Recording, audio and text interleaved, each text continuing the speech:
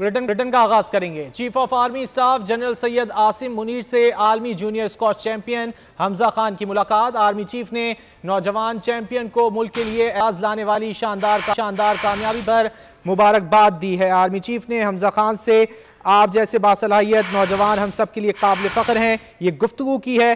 मजीद सूरत हाल जान लेते हैं बोल न्यूज़ के नुमाइंदा खुसूसी सलमान आवान से। सलमान, बताइए क्या बातचीत हुई?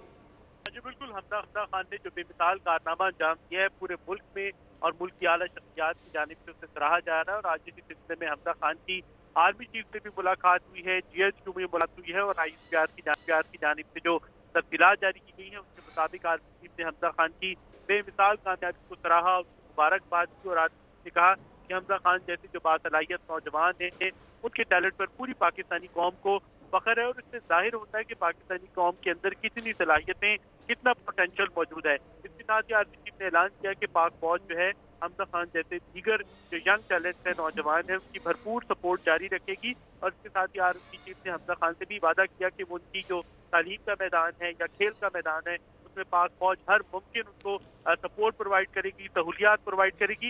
इसके साथ ही आर्मी चीफ का इस मौके पर ये कहना था कि हमारी जो नौजवान नस्ल है वो इस मुल्क का मुस्तकबिल है और फोकस से, तवज्जो से, लगन से और हार्ड वर्क से ही पाकिस्तान जो है वो सब कुछ हासिल कर सकता है। जी सलमान, बहुत शुक्रिया इन तफसीलात के।